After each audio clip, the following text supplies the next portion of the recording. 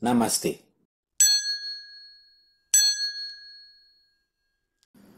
Halo teman-teman, apa kabar kalian semua? Semoga selalu semangat setiap hari. Sebelumnya, Ane mau ngucapin terima kasih sebanyak-banyaknya karena selalu setia menonton channel kami. Dan jangan lupa untuk follow Instagram kita juga ya, di @letstalk.movie. Tanggal 14 Agustus kemarin merupakan hari penting bagi pejuang tes SBMPTN. Dari data Tirto, jumlah peserta yang ikut SBMPTN sebanyak 702.420 orang. Yang lolos hanya 167.653 orang. Artinya ada 534.767 orang tidak lolos seleksi. Gimana perasaan mereka? Kecewa dan sedih itu pasti. Ane paham betul perasaan kalian semua. Karena Ane juga mengalami hal yang serupa. Ane gagal tes SBMPTN juga dulu. Tapi nggak apa-apa. Tes SBMPTN hanya satu jalan kecil menuju sukses dalam kehidupan ini. Masih banyak sekali jalan menuju sukses. So, tetaplah berjuang teman-teman.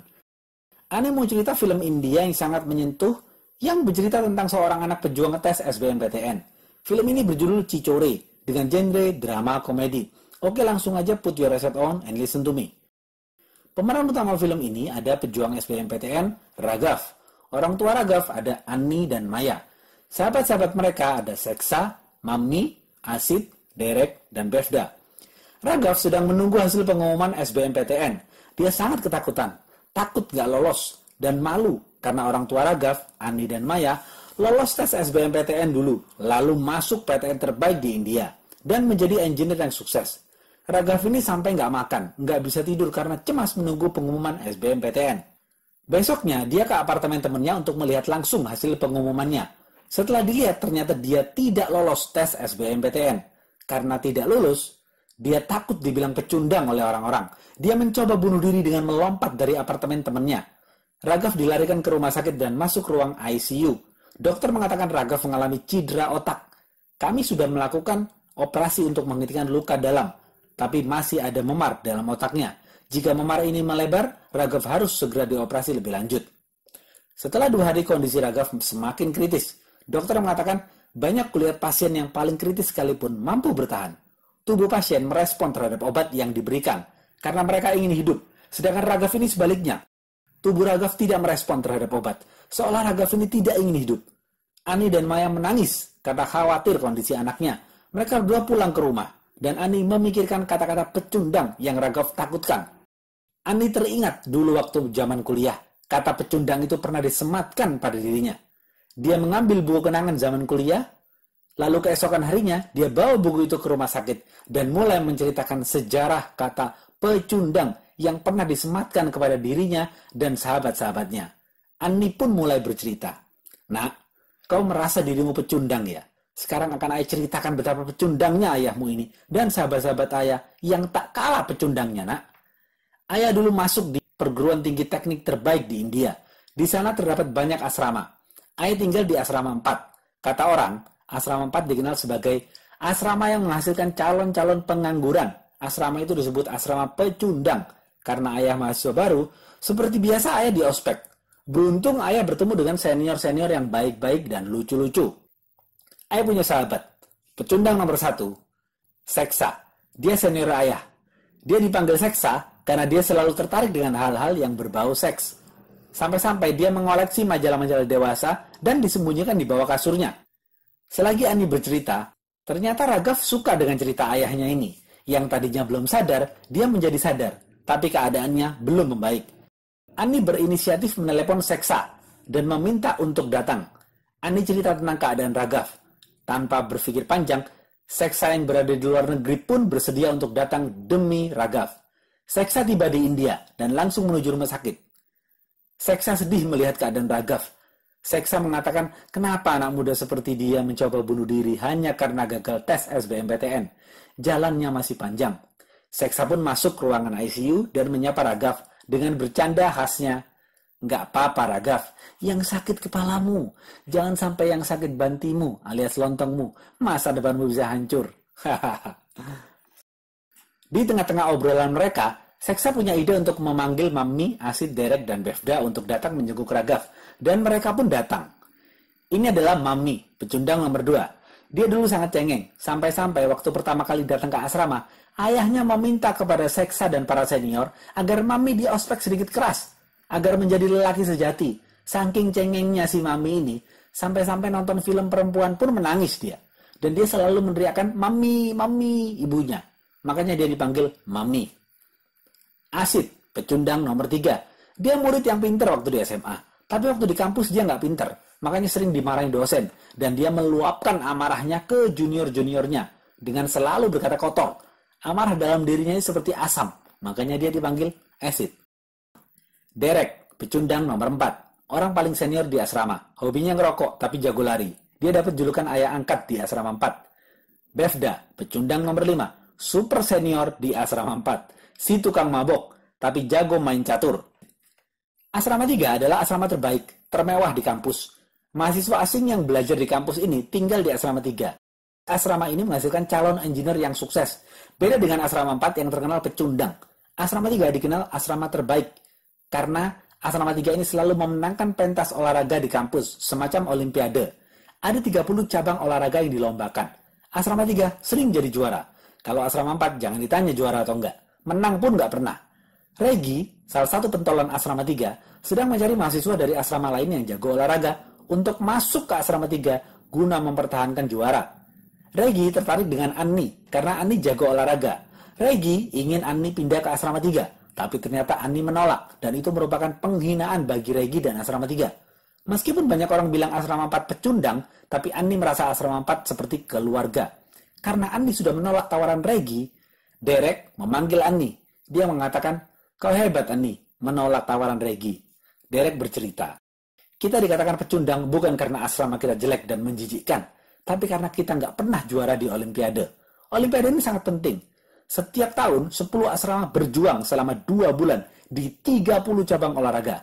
Dalam 15 tahun, kita tidak pernah menang. Bahkan setiap tahun kita menjadi juru kunci. Makanya kita disebut losers, pecundang." Lalu Anni ngotot untuk mengajak Derek berjuang lagi di Olimpiade, biar asrama 4 tidak dikatakan pecundang. Awalnya Derek menolak, tapi setelah 2 hari berpikir, Derek mau dan mengajak teman-teman yang lain berjuang bersama untuk menang di Olimpiade. Derek mengatakan kepada seluruh anggota asrama 4, pilihan kita sekarang ada 2. Hidup dengan julukan pecundang atau berusaha keras untuk melepaskan julukan itu. Derek dan Anni mulai melakukan seleksi pemain untuk 30 cabang olahraga. Andalan asrama 4 hanya Bevda si Raja Catur, Mami Raja Karambol. Kalau cabang olahraga lain masih belum punya andalan. Olimpiade sudah dimulai, tapi asrama 4 belum mendapatkan poin. Asrama 4 kemudian rapat dan mereka membuat janji. Sebelum menang Olimpiade, kita nggak boleh melakukan apapun yang kita inginkan. Itu bagian dari pengorbanan kita. Ini semua demi harga diri asrama 4. Seksa tidak boleh main dengan bantinya alias lontongnya. Derek tidak boleh ngerokok. Asid tidak boleh marah. Bevda tidak boleh mabuk. Mami tidak boleh telepon ibunya. Asrama 4 masih kalah. Tapi asrama 4 tidak mudah menerima kekalahan. Mereka terus berjuang. Mereka mulai menyusun strategi lebih jitu dan kreatif. Yang pertama, beri tekanan.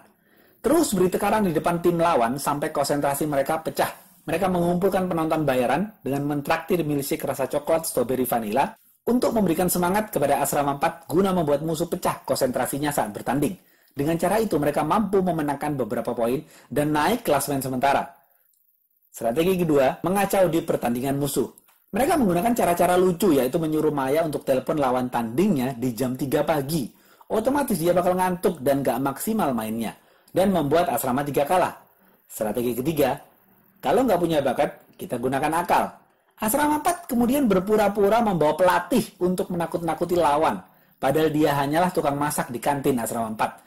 Justru dengan cara itu, mereka berhasil menang. लगता है भाई कोई भयंकर स्ट्रेटजी पकड़ी उधर तो भी यार हड्डी संभाल के यार कहीं टूट टाट ना जाए। Keesokan harinya ada pertandingan bola dengan asrama 3, sedangkan mereka punya 2 pemain hebat. Bagaimana menghentikannya? Annie mempunyai akal. Dia menyuruh Seksa untuk ikut main, meskipun Seksa gendut. Kenapa Seksa? Karena Seksa pandai berakting. Dan ternyata benar. Cara itu berhasil. Cara itu membuat wasit mengeluarkan kartu merah kepada lawan dan memenangkan asrama 4. Mami kalah di pertandingan karambol karena cedera di tangannya. Klasemen sementara asrama 3 tetap memimpin, sedangkan asrama 4 di urutan kedua. Baru kali ini asrama 4 bukan juru kunci. Beberapa cabang olahraga asrama 4 dimenangkan dengan trik. Dan beberapa cabang olahraga lain kami menangkan dengan bakat seperti catur oleh Befda, kriket oleh Anni, lari oleh Derek. Dan baru pertama kalinya kami peringkat 2. Artinya kami punya peluang untuk jadi juara di Olimpiade ini. Besok adalah final 3 cabang olahraga, yaitu catur, basket, dan lari. Kalau kita menang dan dapat emas dari 3 cabang olahraga itu, skor akhir kita 75. Sedangkan asrama 3, 74. Artinya, kita wajib menang di 3 cabang olahraga itu besok. Jadi kita harus fokus. Di tengah-tengah mereka bercerita, dokter memanggil Ani dan Maya. Kondisi Raghav sudah stabil, tapi pembengkakan otaknya semakin parah. Kalau sampai besok tidak ada perkembangan, Raghav harus segera dioperasi.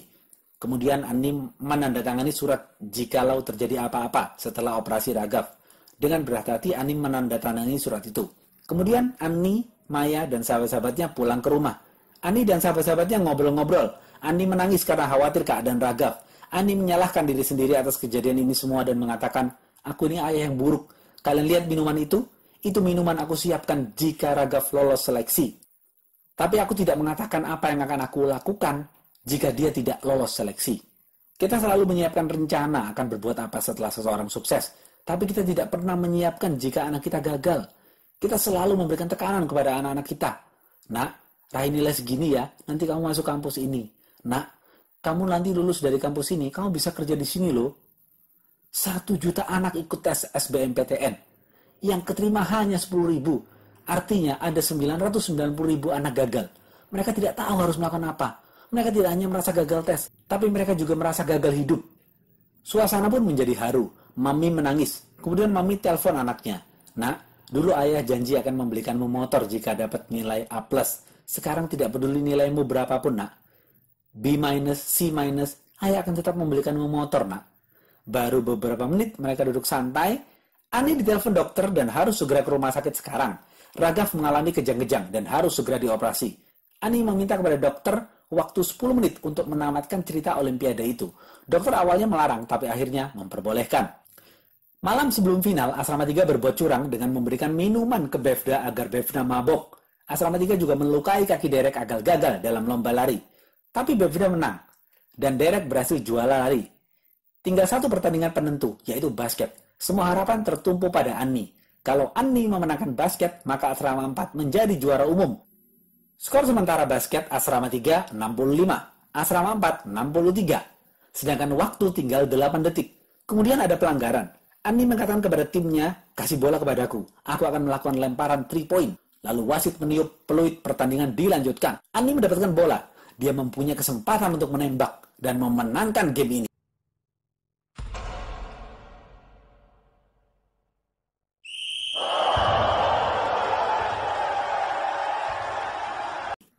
Ternyata bolanya gagal masuk. Waktu habis, game dimenangkan oleh Asrama 3. Asrama 4 semua menangis. Ani, Seksa, Derek, Befda, Mami, Asid. Mereka sudah berjuang keras tetapi kalah tipis. Ceritanya pun selesai.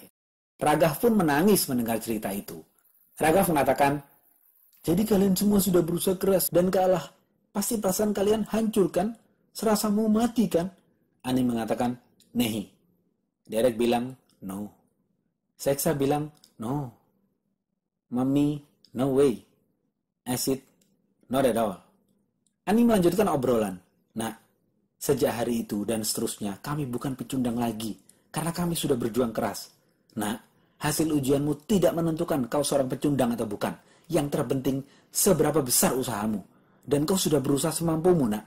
Jadilah pejuang, nak. Setelah selesai obrolan, dokter mengambil Raghav untuk dioperasi.